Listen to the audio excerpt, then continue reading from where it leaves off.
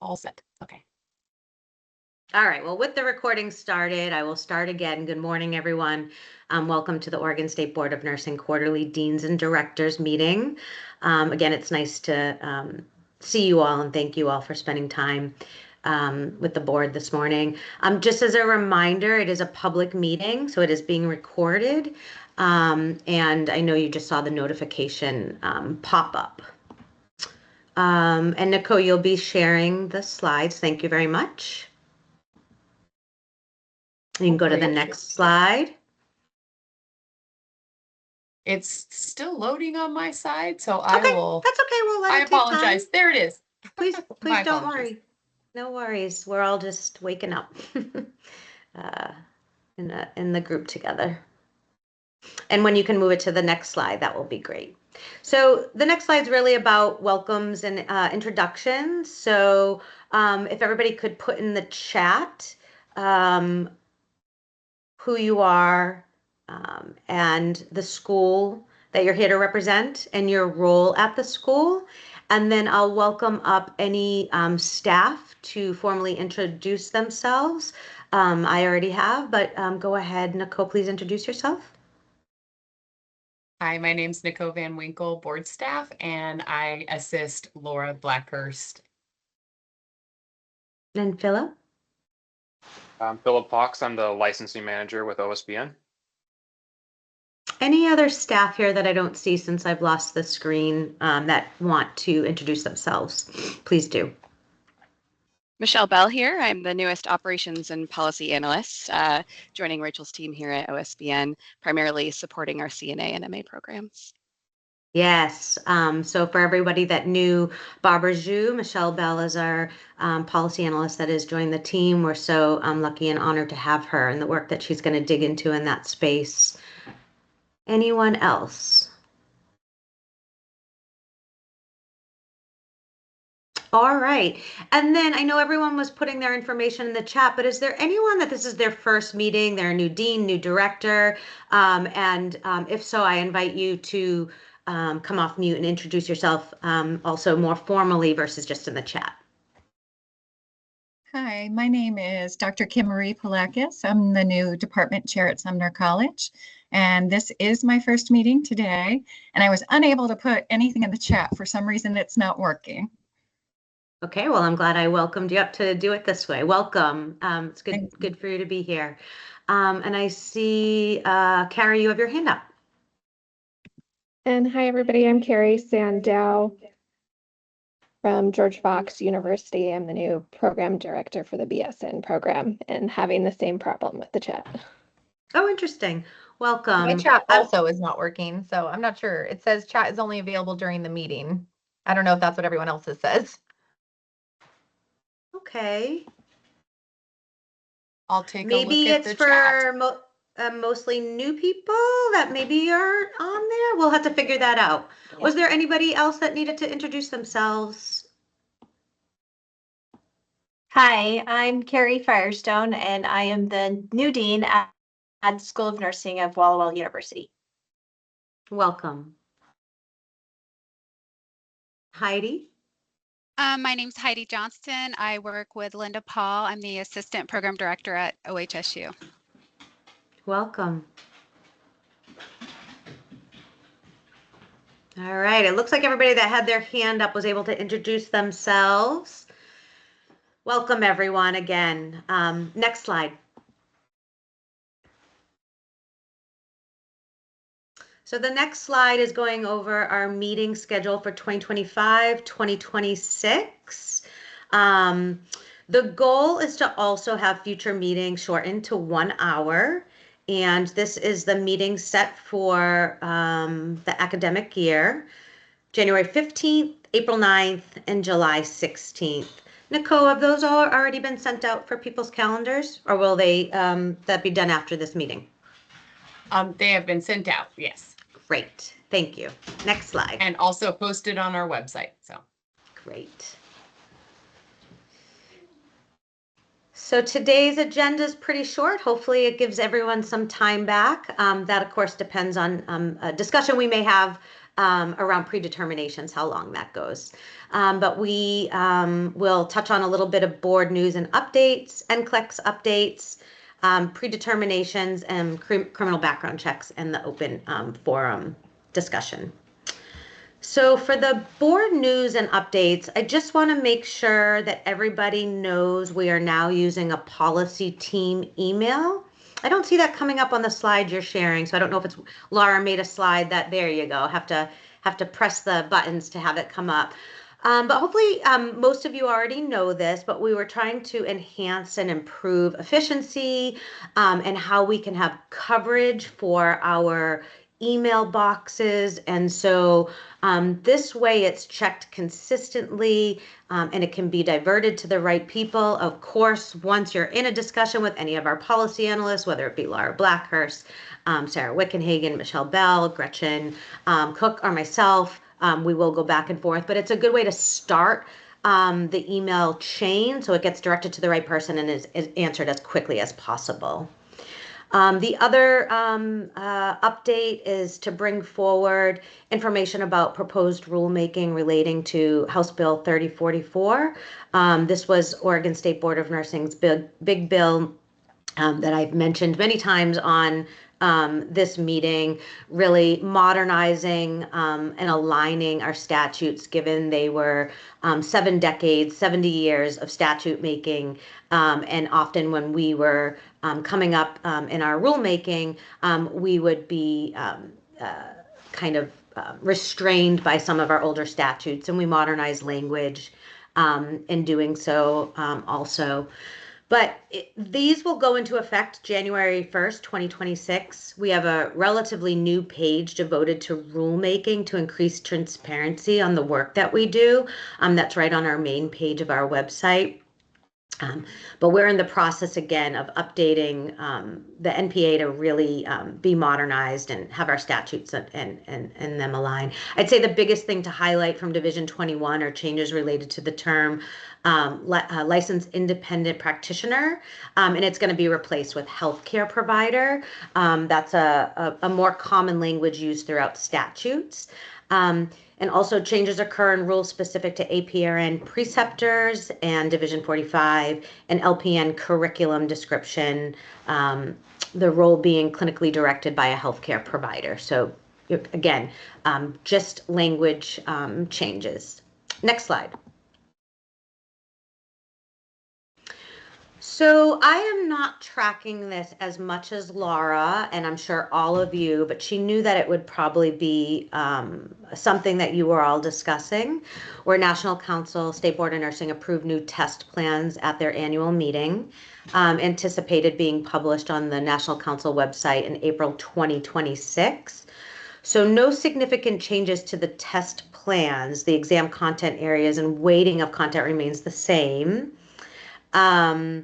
And it's noted that the changes, the biggest changes are the domain infection control, which is being renamed infection control and prevention, emphasizing importance of infection prevention. And health equity is now named as a potential question topic within one of the established domains. And two, she mentioned, Laura mentioned getting questions from students and faculty around the NCLEX online remote testing.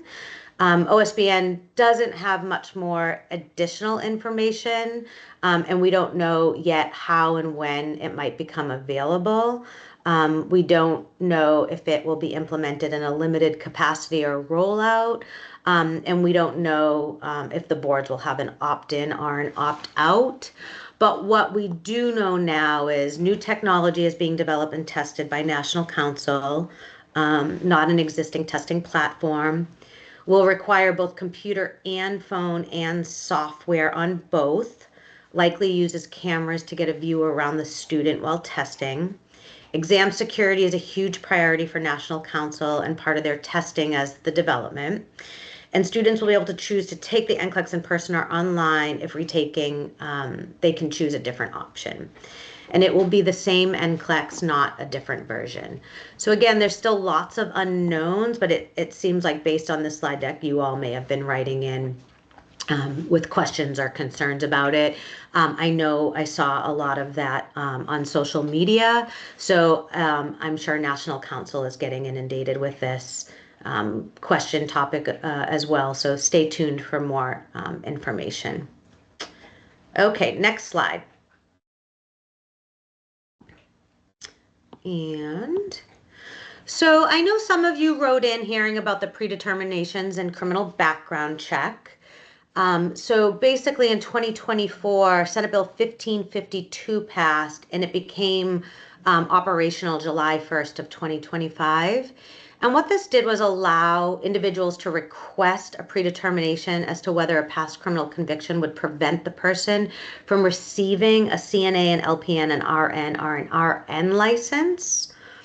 And a determination under this rule is subject to the same confidentiality requirements that are applicable to completed applicants for a license, and is not considered a final determination by the board. If you could go to the next slide, Nicole. So I wanted to start a discussion here, and we can, do our best with lots of us still getting used to this process. But basically, when we were told to implement these rules and this law, it wasn't just the Board of Nursing. It is all licensing boards across the state. Every single type of licensee can go through this process. But right now, ORS 670.2804 allows individuals to petition a licensing board prior to beginning an education program for a determination as to whether a criminal conviction can predetermine the process. Now, it's new for us. I did have our licensing manager join us in case there's a way that he can answer questions as we start this process. But as background, these determinations are limited to whether a particular conviction will prevent a person from receiving a license or certificate. They're not final orders and do not generate contested case rights. They're not considered investigations and are therefore generally public, which is one of the things I know we want to make sure people understand as they come to us for predeterminations, that if it is something that we can't figure out in our licensing department, it would have to go to the board and it would be public, and should be made in the same way the board decides on applications where the applicant has a criminal conviction. The new language does set some parameters, including when a determination that a conviction will not prevent a licensure or certification may be rescinded, and when a determination that a conviction will prevent licensure or certification must be reconsidered. So what I wanted to do is really kind of open this up for a discussion to really understand how you all are working through the process for applicants that you may have approved, and then if you're how you're processing those. And then also how we can be a partner as we work through this. Under the Health Professional Regulatory Board, so the 17 of the Health Professional Regulatory Boards that meet regularly monthly, the directors, we have definitely received more than anyone, and I think so far we've received 4. So Nicole, if you could take the slides down just for a moment. But I did want to point out where it lived on our website under applicants down at the bottom row so you all can get to it to check out our webpage. And then if you could pull down the slide so I could see everybody for a more proper discussion. And thank you for putting the link into the chat. Will do. Thank you. So Dorothy, if you want to kick us off starting a discussion, that would be great. But really, right, this is new for the Board of Nursing. I know that the schools have had their own process. Then when the hospital placement for their clinicals have their own process. And so when the Board of Nursing was put in this position, I just want to make sure as we move forward that we're all walking together and support each other and hopefully have some consistency. Nicole, would you mind taking the slides down for, thank you. But go ahead, Dorothy, kick us off, and then I knew Holly would have something to add as well. So I'm new to this director position, so I've never been in a position where I had to go, yes, I'm going to let you continue on in school, or no, this seems significant enough. And so what we are doing right now is all of our advising people at the college have been informed of this, because there may be people that think they can't come into nursing that maybe they could, and vice versa. Maybe there's people that have to get that determination to know if they can indeed proceed into those careers.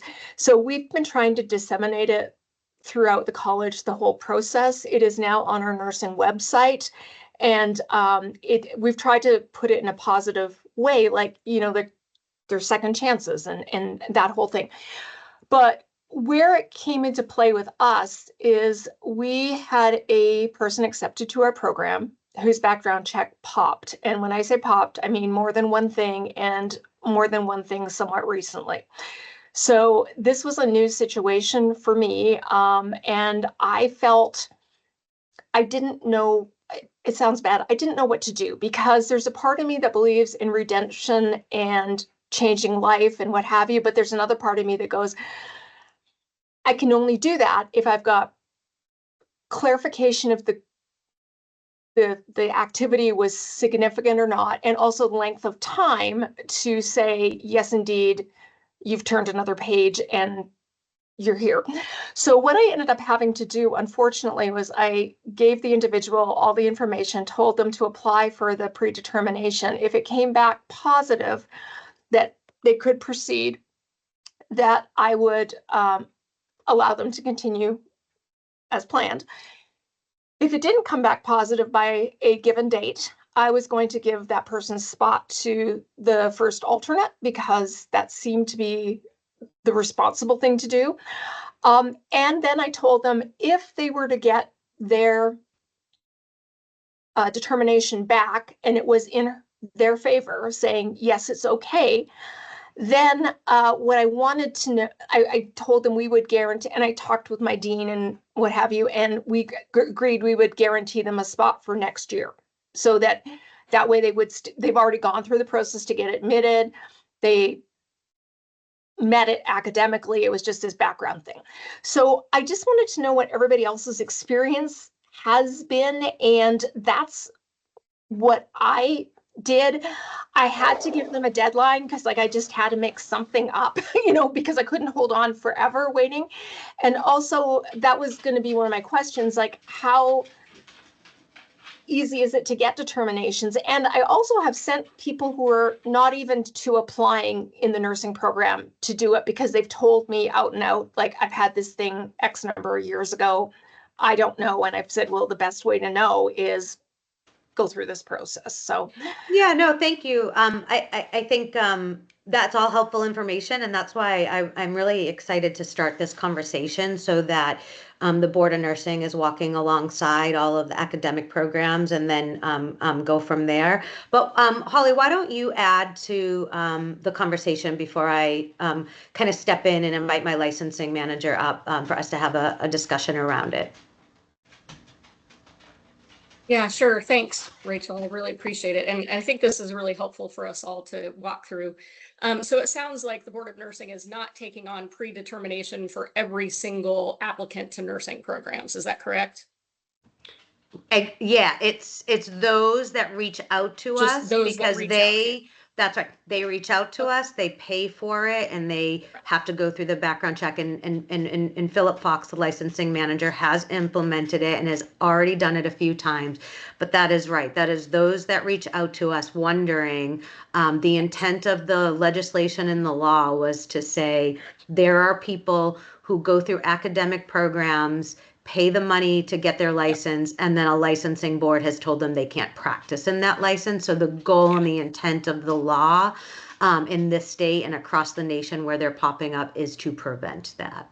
But yeah, go ahead, Holly. And that makes perfect sense. I think what the concern was from some of us is that some state boards of nursing require this for every single applicant to your nursing program, like Texas. And so that is a huge barrier for the programs themselves, as far as being able, the poor state licensing board being able to get everybody through that, so that people. I don't know how they have the capacity to do that. That would be insane.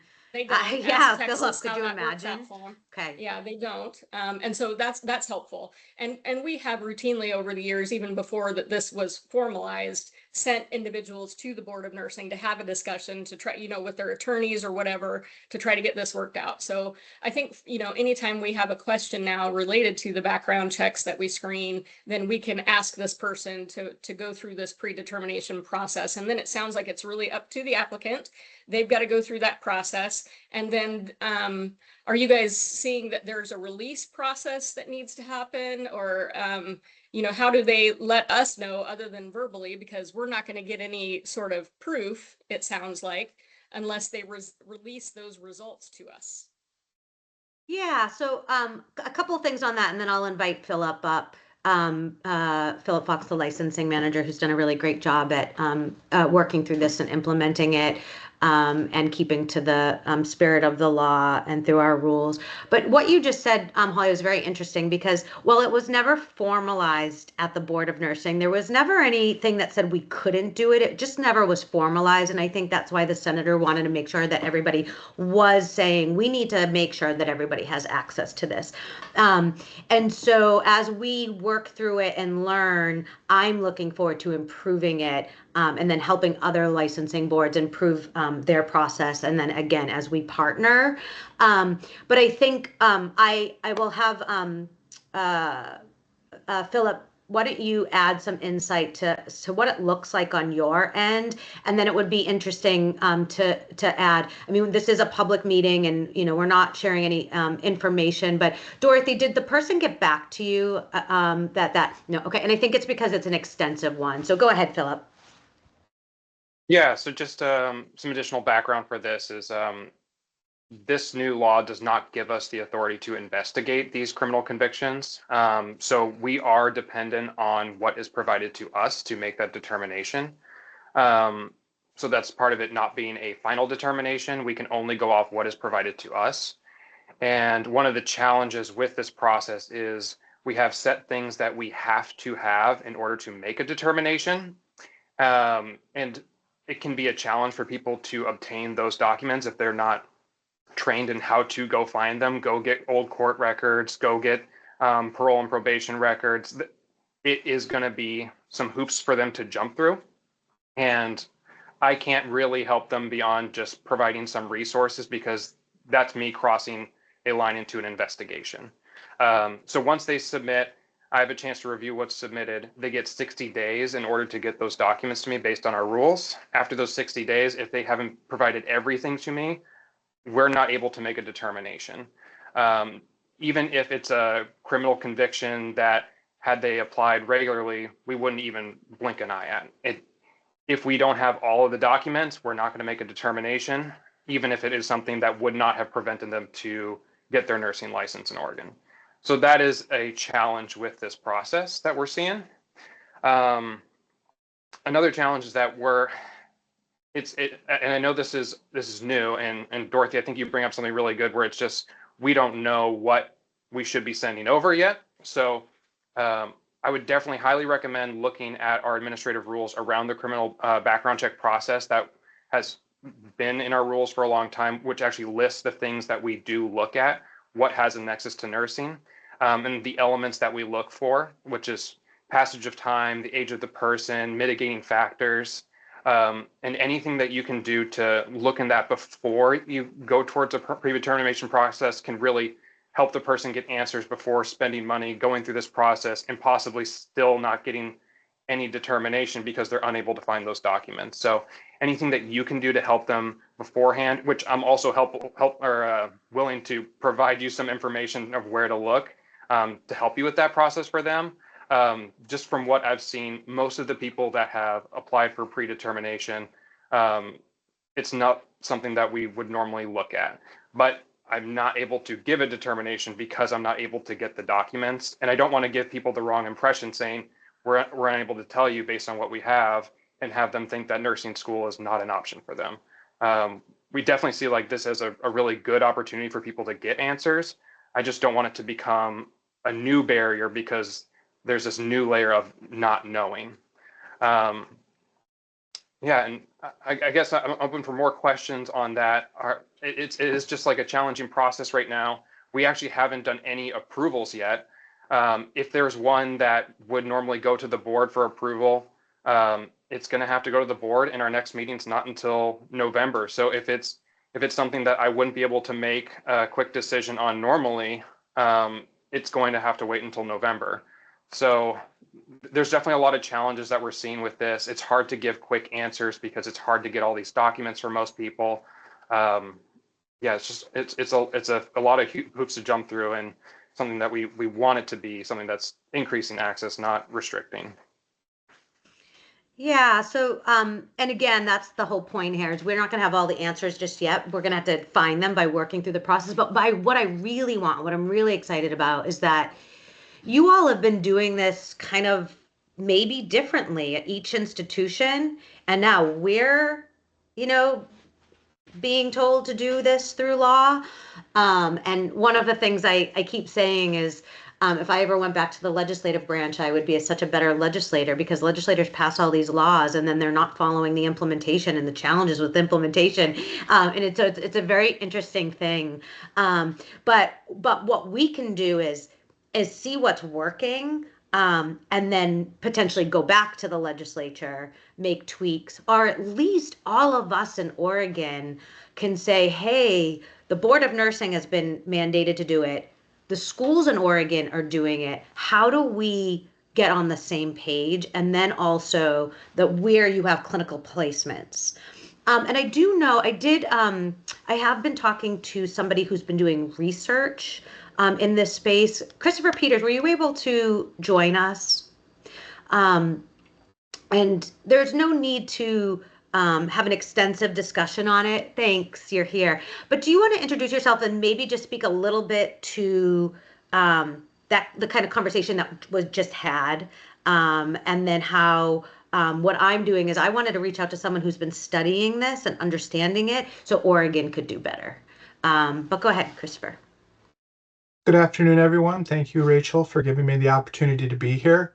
My name is Chris Peters, and I'm an assistant professor at the University of Wisconsin-Milwaukee, and my area of research is the impact of criminal records on nursing student admission and clinical placement. The research that I've done so far has provided the first multi-year, multi-state study of over 45,000 background checks and described the prevalence and also the characteristics of those findings among students. And I really commend the work that you are all doing collectively. One of the things that I appreciate the most about this conversation is how very collaborative it is. You can tell that the schools want to get the decision right. The board wants to get the decision right. And it's all, of course, for not only the protection of the public, but also the development of the nursing workforce. This is something that I would absolutely love to have a deeper conversation about, and I'd be happy to answer any questions you might have.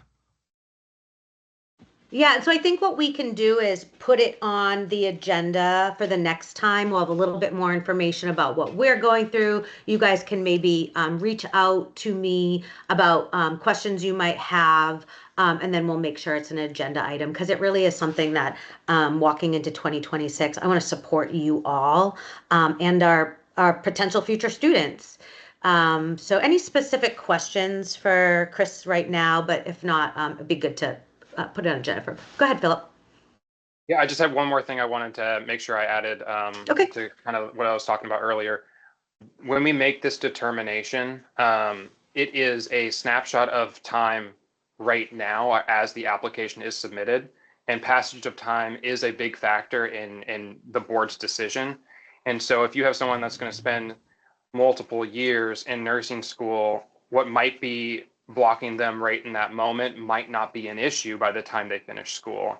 I think that's another challenging factor to consider is that every year and the further away it goes, the better their chances to becoming a nurse in Oregon. I just want to make sure I added that to this discussion. Thank you. And then Holly, do you want to speak to what you put in the chat? So I personally review every background check that comes through using the eligibility for licensure criteria that OSBN provides. So we will not accept applicants who do not meet eligibility for licensure criteria based on what is listed in the rule. We also will not accept a student on active probation for anything. So if you're on probation, you're not getting admitted to nursing school because it becomes an issue for our clinical partners as well. So, I think that in Oregon, our eligibility for licensure rules compared to other states are very clear. They're somewhat prescriptive, and that is really, really helpful. And so in the instances where we have denied an applicant, I have said, here's the licensure criteria. Here's what I'm seeing based on your background check that you do not meet. And now you have to have a conversation with the Board of Nursing, because until you get, and now that we have this predetermination process, we'll be able to send them to you guys for predetermination, because I will not admit somebody who doesn't meet the criteria that's listed there in the rule. Yeah, I mean, the goal is to not have someone spend a lot of money and then not be able to get their license, Right. and set them up for not being successful. And I think that's what we want to look at, is where are we being appropriate in the decisions that we're making as we do this. So I'm excited to have the capacity and the space and the interest in figuring out how we get this right in Oregon, for sure. And I appreciate all of you being able to bring your expertise and doing it from where you sit, since I've never been involved and engaged in that. So that's super helpful. And I think, just for you all to know, one of the first internal policies I looked at was our criminal background check. There was some discrepancy in how we were implementing it. And so it was a very interesting conversation that I dug into in my first 6 months here with our licensing department, our investigation department, to make sure it was right. And I do see us re-looking at everything in 2026, walking into the next year, given this law and given the importance of it. Tina. Just to add, Holly, we do something very similar at Classic Community College. The other thing is we only have students, actually, we shouldn't say only, we have students going to 2 hospitals in our local area, and we start the onboarding process before they start in our program. And we have actually had to turn students away because just doing that, these hospitals said, this person is not allowed in our building, and we have very limited capacity. We can't just change on a dime and pick another place. And so we've been honest with students up front to say, I don't know what the state of Oregon would say, but we cannot accept you in good conscience, ethically or financially, because we cannot ensure you'll have clinical placement, which means you cannot complete our program. And that's actually helped us a bit, even without this predetermination process. So I don't know if other schools are in that same boat, but we find onboarding the students early has actually been a very good thing. Yeah, and I'd be interested in hearing about that, because that's what I started to think about. Okay, schools are doing something, and are they doing it before or after acceptance?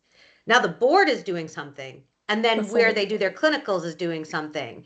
And so that's where I was like, all right, we got some stuff to work out here. Yeah, and just to follow up, part of the reason we started doing that about 4 or 5 years ago is we did have an issue after 2 terms with trying to get a student placed, because we thought they were going to be fine per actually the statutes and how we interpreted them. And we had a clinical partner that said they absolutely cannot come here. This has to have been at least 7 years. That was their rule. And we thought, we could have avoided a lot of heartache and issue by doing this early. And our clinical affiliates are fine with us trying to onboard students even months before they need to come. So yeah, and I think that might be another. Yep. I think I'll create a table where we need to make sure across the line we're all doing the same thing, walking the same path, because if not, as you know, you're all inundated with so much administrative burdens, and you want to do the right by the student and your school. So hopefully we can. This is an area where OHA weighs in as well. So we have that OHA rule that our background checks can't be older than 3 months prior to the start of the program. So there's only so much we can do ahead of, and it should occur, I think, before Interesting. And also, we have to re-background check them according to OHA when they take a leave of absence or they have any sort of a break in the program. So, that's something that people also have to keep in mind. And I have a little bit of concern about clinical partners establishing the rules for who they're going to allow versus because it's the nursing education program that's responsible for access to education. Yeah. And so they are not their employees. So in your affiliation agreements with with the clinical partners, your students are not their employees. And the same background check criteria that they use for their employees does not apply to your students. What they have to meet is OSBN and OHA. So what's interesting is it sounds like there needs to be some education around that, around what the safety is, and if there's even liability to saying no that they didn't know about. Interesting. Right. Holly, would you mind sharing with me that OHA rules so I'm on top of that and add it into kind of a memo I'm going to do on this to bring us all together to get on the same page? Because I know everybody is looking forward to more work. I promise to lead it. I promise to do as much as I can, but I don't want to do anything without you all since you all are all leads on it's this. in the chat there, Rachel. And, we're finding that clinical partners across the state are ignoring this OHA rule. And they're requiring the students to repeat background checks when they shouldn't be repeating background checks. And so I've been filing complaint after complaint after complaint against clinical partners who are exceeding what is required of health profession students in the state of Oregon. Thank you for doing that. We should talk offline so I can follow up on that. That would be fantastic for me to understand that better. Thank you. It looks like Stephen, your hand's up. Yeah, I have a question. If we have a clinical partner who says, all of this must be clear within the first 7 years or whatever, just randomly pick a date, that's fine. If they start the program prior, but they finish the program prior to that 7 years, then they couldn't get in with their clinical placement. What if they finish after? Does that make sense? Everybody's looking at me very confused just now. So if they've got a certain amount of time that they are supposed to have completed with all of their background checks and so on. So they had a conviction for marijuana in another state. And our clinical placement says you can't have this within the last 3 years. Well, they start our program. They will have completed our program by then. Does that make sense? So do we add that into that? Because it's just a complicating or mitigating factor, however you want to look at that. Add it into what? Just to clarify. Should you add it into? Sure. So when we are looking at the background checks and trying to get a predetermination, you will have completed that time frame by the time you get your license. Philip, this is what you were kind of talking about, right? Is the time frame of when something comes in, and then if it's too early or it didn't happen, it's definitely a constant challenge. Yeah, the time frame from us making a predetermination is going to be at least the length of your nursing program early. And we can't make a guess at when that program will finish. Even, things happen in people's lives that slow down the program. So it has to be the moment that they're submitting that application and we have our document, that's where we're making our decision. So it definitely is a challenge. Anybody else have anything to add to Stephen's comment? Go ahead, Dorothy, and then we'll start to wrap this up. So it's just a follow-up. So if I was to have somebody go through the predetermination process, is it sufficient? Like you said, I don't have access to those records to see that it was granted. So is it something where it would be, I could require the person to share with me, because that doesn't seem right? Or is there a way for me with the board to, it's kind of like, if you quit a job and you call the previous employer, they can't give you every single detail, but they can say, yes, they were, they resigned in good standing, or like you could say they're cool, and then we're good. So, because I don't need to know why we're cool. I just need to know that we're cool, So what kind of thing do I need if I put that stipulation on an applicant so that I've done my due diligence to make sure that they really did go through the process and that the board really did say so, because I know the background check told me a bad thing? Yeah, so I don't know if anybody has experience in that and wants to share it. And then I think um, Chris will have a good conversation about how we can follow up to just talk about what you've learned in your research and how Oregon can move forward, or any other things you're thinking. Anybody have an experience like what Dorothy asked about? Like what you do when it comes back to market? Mm-hmm. I think I can add some clarification to what Dorothy's asking is, like Rachel said earlier, these are public record. So if you make a public records request for a determination, that's something that the Board of Nursing would have to provide. We will also be providing a letter to our petitioner, the person who's submitting the application. They will get a letter from us with the determination, or they'll just receive a message saying, we haven't received the documents, we were unable to make a determination, and their application will expire. So either they'll have nothing or they will have a letter. Those are the two, or yeah, those are the two possible outcomes. They'll have a letter saying what the determination was, or they will have nothing because we didn't get sufficient documents. Yeah, and I know this is all nursing programs. So if someone has if someone is applying for nursing school and they are currently working as a CNA, likely this is something that we have looked at for their CNA. That might have been something that we've already investigated and made an actual determination on, and at which case going through the predetermination process might not be the best route for them because they've actually had the board investigate and look at the circumstances around that. So that might be a situation that pops up for you guys that you can kind of lean on that rather than leaning on the predetermination process. Anybody else have anything to add before I start to close this conversation up for today? We're starting it, but okay. Chris, do you have any last thoughts you might want to add for the group? Just thinking about our partnership moving forward for me to learn on this. Again, thank you so much for including me in this very important conversation.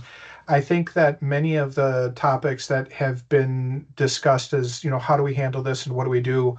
I think that Stephen hit on one of the key points when he was asking about, well, what if a clinical partner looks at a situation slightly different than the educational partner does?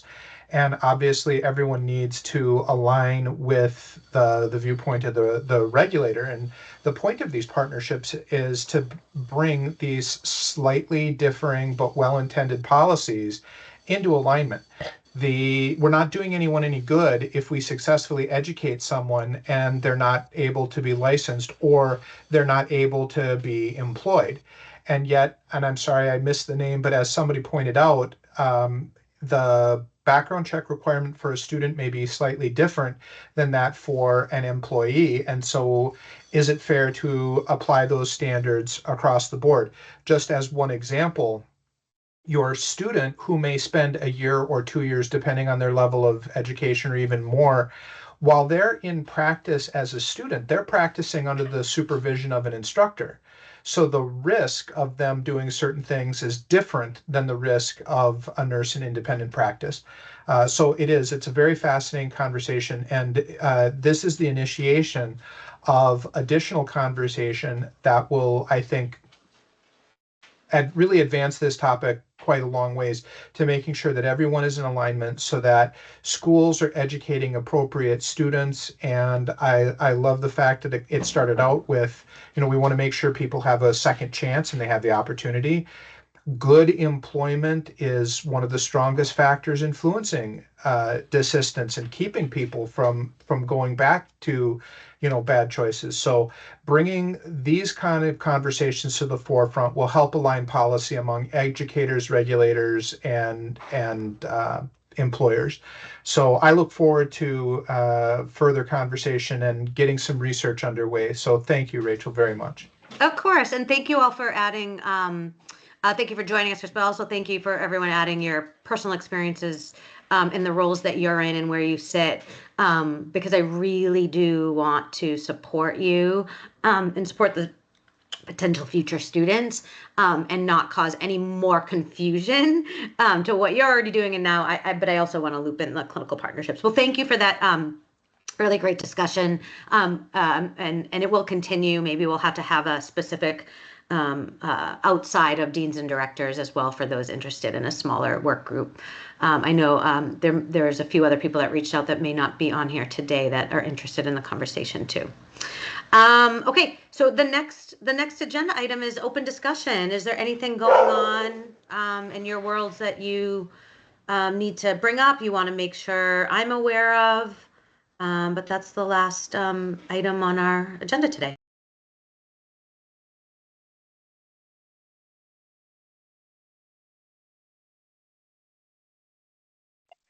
Rachel, this is Deb. I just want to say thank you for all your work on trying to do this, because we've had a struggle sometimes. I feel really worried, when some poor person is like wanting to come to school and they have something in their history, and we think that they have good potential, but it's always so scary to think that they could get all the way through their education and then not be able to get a license. So I appreciate your doing the work on this. It looks like it's a lot of work, and I just wanted to say thank you for that. Oh, you're welcome. I'm actually really excited to have the capacity. I didn't choose to do it. It was put on me. I remember when the senator was working on this and he made sure it got passed before he retired. But I love that it's been handed to me to focus on, because I feel like it's something great. But again, it was that thing of, here comes a law. And now what are all the schools doing, and how are they doing it, and where are they doing it differently? And so I just saw it as a really great opportunity to go, how do we get Oregon to lead on this? Because some of the stories I've heard from other states that are leading to states passing this law are really intense and not okay. So how do we get it? So I appreciate that. Thanks.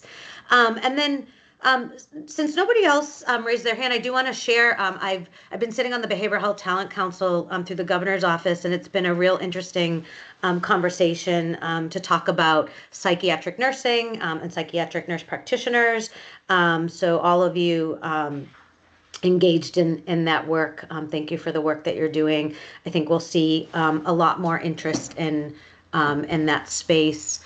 I also visited the state hospital, looking to support the 1,000 nurses that are working there for the Board of Nursing to really dig into kind of educating on scope of practice and ownership of who we are as nurses as a profession. That's kind of the only news I have.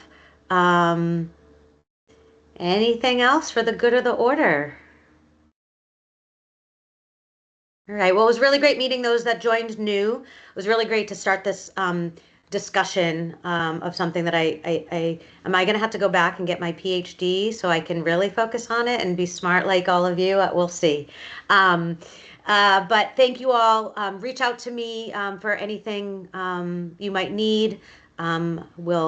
You'll be glad when Laura's back and you don't have to listen to my voice the whole time in January, but hopefully I'll be able to join. I will, is anybody else going to be at ANA's policy conference next week? Somehow I got picked to be inducted as a fellow. I still am shocked and surprised and don't know how, but I look forward to reporting back on that. So thank you all for your time, and I look forward to future discussions. Thank you for your work. Bye.